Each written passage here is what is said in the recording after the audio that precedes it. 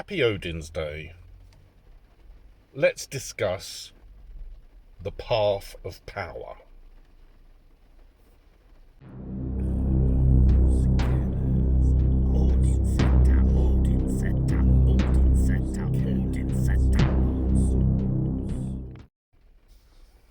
Now, the benefits of having a break from working with the runes on my path of power has enabled me the opportunity to take stock of what I'm doing on this channel and what I'm doing in real life, in the real world.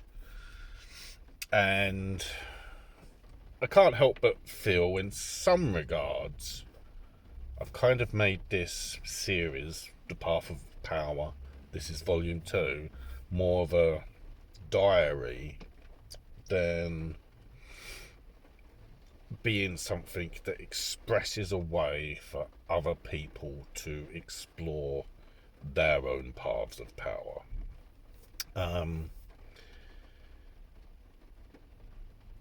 Certainly, volume 1, the early episodes, discuss, a lot of detail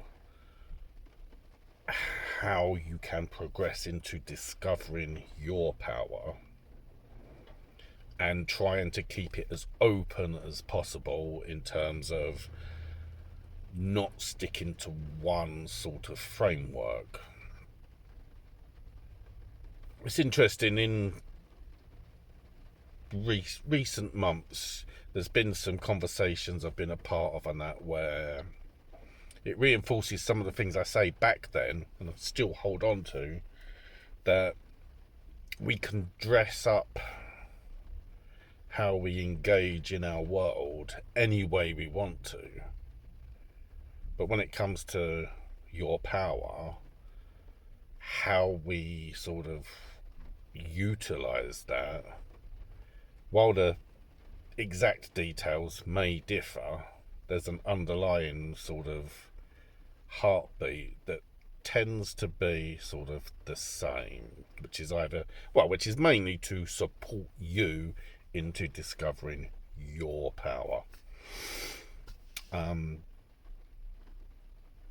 it's really, I feel I've gotten a little bit carried away in just sort of doing my thing without sort of relating or trying to relate to the people who do watch this in how you can explore your power.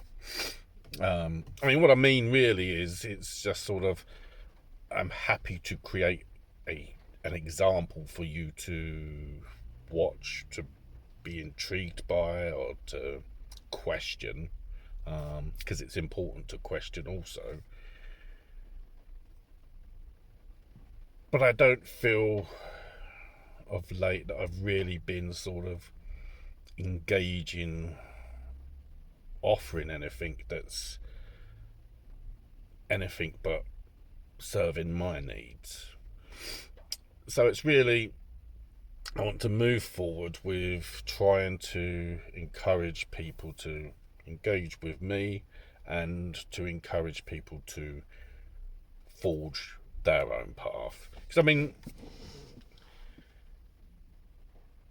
really,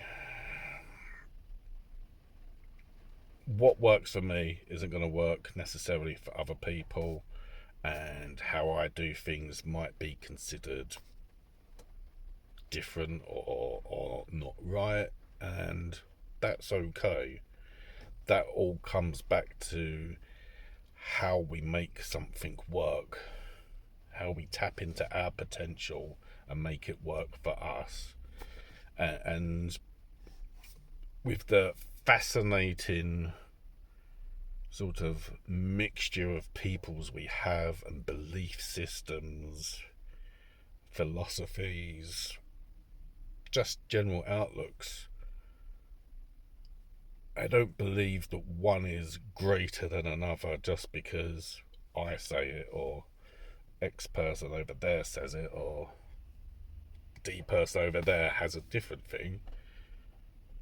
It's how we use it to connect to ourselves, or if we sort of put it as power that we can access through a third agent.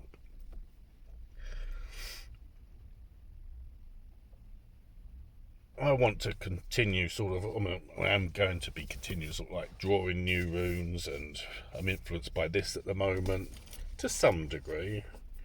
There's some things in there that I'm not quite sure how I feel about because I haven't explored it, but at the very least I'm intrigued by the concept of rune yoga. I did see a video of rune yoga recently, and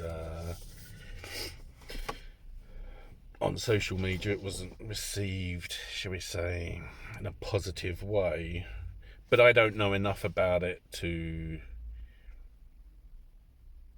I don't know, to dismiss it. I'm certainly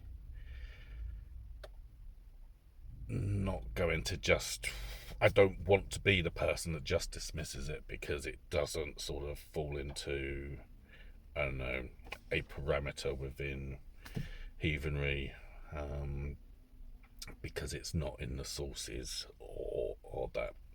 I'm very much a firm believer that we have to keep our minds, our bodies, our attunement fresh, and the weight of support from ancestors is support, and we certainly can learn from our sources, our history, but we live in the now, we exist in the now and are projecting into a future, and we have to be adaptable. Things evolve, things change. I've said on a few videos, and I'll always enjoy the conversations about Valhalla, etc., etc. Great. What does Odin make of the modern world? You can't tell me that Odin would not be fascinated by, say, the concept of the internet. You're not going to find anything in the sources about that because it didn't exist. And I don't think it would be something Odin would overlook or refuse to use because it's not in the sources. Odin, more than anyone else, is a master of adaptation, or bending the rules, if you like.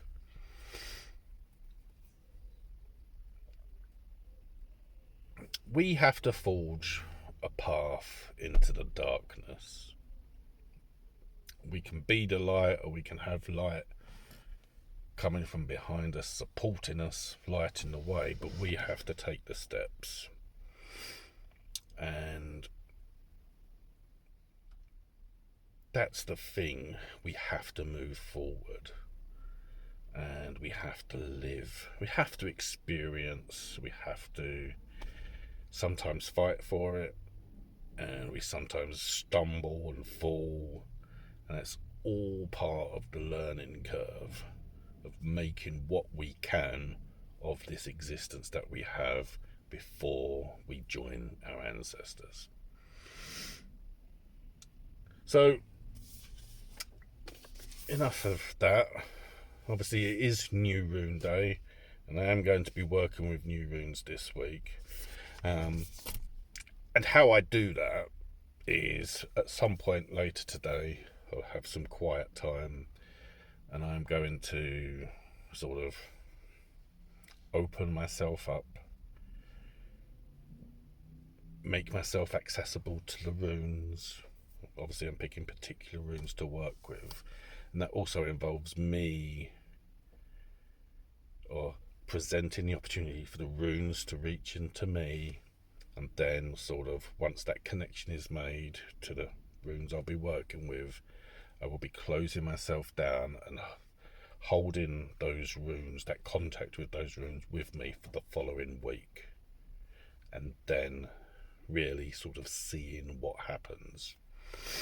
Obviously my journey has changed from sort of volume 1 with the runes, where it was focused on a single rune at random each time with a physical rune to work with, and now I'm working with 2 runes at a time, and I'm not using a physical foci to work with. I'm working harder. Now, it isn't necessarily smarter, but it's an exploration to see how I do, what I can do, or what the runes do, and see where the journey goes. So this week I'm going to be working with Naldis and Issa. I did work with Issa recently. However, when I've been reading through Night Side of the Runes, which presents a lot of interesting ideas, when I was reading through the runic descriptions, those 2 runes just seemed to spark a little bit and call to me. So while I am picking them, they're also making their presence known to me. They're not particularly easy runes, but that's okay. As I've said in the last couple of videos, this is a working relationship, and having just taken this week's break from working with runes, it's allowed me a lot of opportunity to reflect, to take stock, and to decide on how I'm moving forward and what I want to achieve, and that I also have to give to the runes as well as them give to me.